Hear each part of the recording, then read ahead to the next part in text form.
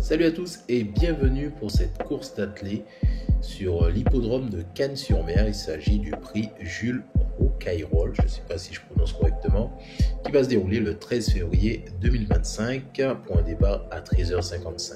Il s'agit d'une course athlée de 2925 mètres. Il y aura 15 partants, une allocation de 49 000 €. Il s'agit d'une course européenne dont la corde est à gauche, un vent de 5 km/h et une température de 11 degrés pour une météo couverte. Tout de suite, le pronostic. Avant de commencer, bien entendu, je tiens à remercier tous mes abonnés pour leur régularité, pour leurs commentaires, pour leurs likes, leurs partages. Et surtout, si vous n'êtes pas encore abonné, je vous invite à le faire pour ne louper aucune de mes vidéos, bien entendu. Tout de suite, le pronostic. On va donc commencer avec le numéro 8, qui est apprécié des pronostiqueurs. Sur mon échelle de valeur, il se classe 4e. Sous ses dernières sorties, on parle d'une place de premier et 5e. En ce qui concerne la carrière de ce cheval, on est sur 60 courses, 12 victoires et 20 places, qui est très intéressant, ce qui nous donne un taux de réussite de 53%. En ce qui concerne le jockey, on est sur Nicolas Hensch, j'espère bien prononcer son nom. Ce dernier, son pourcentage à la victoire est de 10% et son pourcentage à la place est de 34%. Sous les dernières sorties de ce jockey, il a terminé deuxième, donc gage de bonne régularité, très intéressant.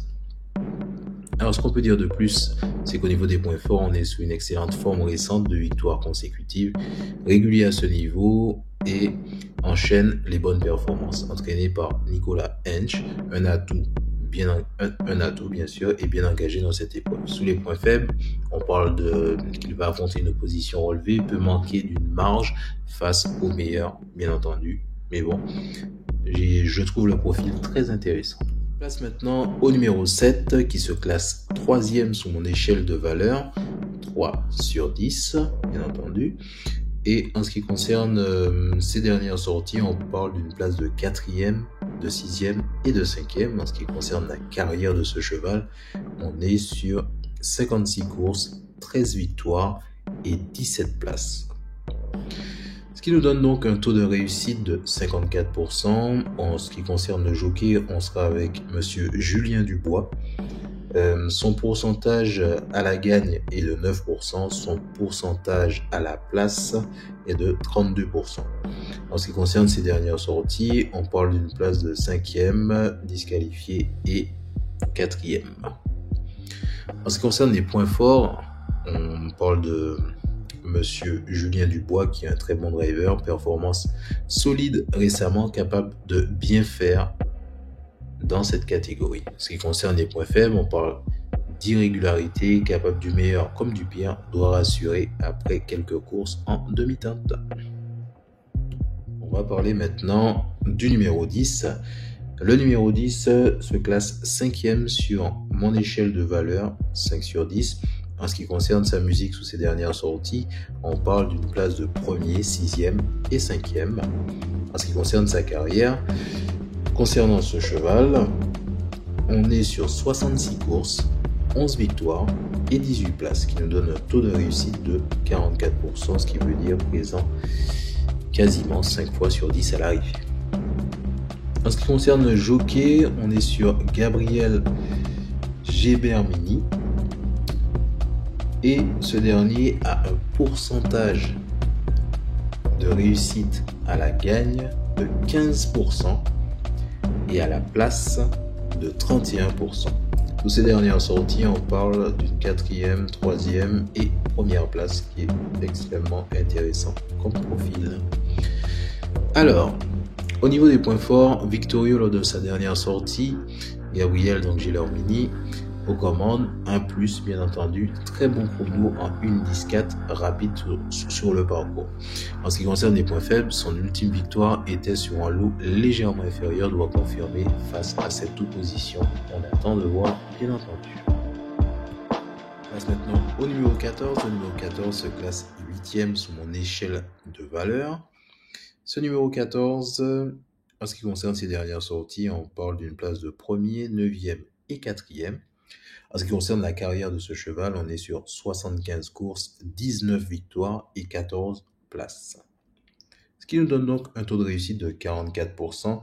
Ce cheval sera monté par Madame Lana Henry. Son pourcentage de réussite, donc son taux de réussite à la gagne, lui, il sera de 11% et son taux de réussite à la place est de 32%. Sous ces dernières sorties, on parle d'une place de 7e, 6e et disqualifiée, donc plutôt non placée, pour être plus clair. En ce qui concerne les points forts, on est vainqueur à sa dernière sortie, forme ascendante, très expérimenté à ce niveau, bon engagement. En ce qui concerne les points faibles, on va parler qui peut manquer de constance, opposition sérieuse ici. Alors, parlons maintenant du numéro 15. Le numéro 15, mon échelle de valeur, se situe à la 7e place, donc 7 sur 10. En ce qui concerne les dernières sorties de ce cheval, on est sous une place de 5e, premier et non placé. En ce qui concerne la carrière de ce cheval, on est sous 73 courses, 10 victoires et 19 places, qui lui donnent un taux de réussite de 40%. Ce dernier sera monté par Alexandre Abrivard. Son taux de réussite à la gagne est de 16%, son taux de réussite à la place est de 38%. Sous ces dernières sorties, on parle de non placé, 6e et disqualifié. En ce qui concerne les points forts, donc on a parlé de Alexandre Abrivard aux commandes, c'est un atout majeur, régulier et compétitif à ce niveau, bon chrono, 1:10,6, l'un des meilleurs dans ce lot. Et au niveau des points faibles, n'a pas une marge énorme face aux meilleurs. Besoin d'un parcours fluide pour jouer les premiers rôles. On attend de voir aussi. Place maintenant au numéro 11. Le numéro 11 est premier sur mon échelle de valeur, donc premier sur 10. En ce qui concerne les sorties, on est sous sa dernière musique, on est sur du non placé, 4e et encore non placé. Ce qui n'est pas très rassurant, ceci étant dit. En ce qui concerne la carrière de ce cheval, on serait sur 59 courses, 11 victoires et 14 places. Avec un taux de réussite de 42%, il sera monté par Nicolas Bazir qui, lui, a un taux de réussite à la gagne de 13% et un taux de réussite à la place de 25%. Sous ces dernières sorties, on parle d'une place de 9e, 7e et non placée. En ce qui concerne les points forts, donc on sait qu'il est entraîné par la famille Bazir, toujours un gage de qualité. A déjà gagné dans cette catégorie, capable d'un coup d'éclat du coup. En ce qui concerne les points faibles, irrégularité, plusieurs échecs récemment, doit se réhabiliter après une dernière sortie plutôt décevante. Parlons maintenant du numéro 13. Le numéro 13 se classe deuxième au niveau de mon échelle de valeur. Ce dernier est présent dans mes énergies en ce qui concerne sa dernière sortie sous sa musique. On parle d'une place de 9e, non placée et 4e. En ce qui concerne la carrière de ce cheval, on serait sur 61 courses, 19 victoires et 11 places, ce qui lui donne un taux de réussite de 49%. Ce dernier sera monté par Steve Stefano. Steve Stefano a un taux de réussite à la gagne, donc à la victoire de 15%, et un taux de réussite à la place de 35%. Sous ces dernières sorties, il n'a pas été placé et il n'a pas été victorieux. D'accord. En ce qui concerne les points forts, on parle de bon engagement dans cette course, a montré de belles choses par le passé, potentiel outsider, intéressant forcément. En ce qui concerne les points faibles, dernière performance mitigée, moins en vue récemment.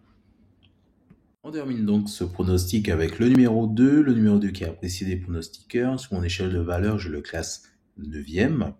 Ce numéro 2 qui est présent dans mes énergies en ce qui concerne sa musique sous ses dernières sorties, on parle d'une non-place, de 4e et d'une disqualification.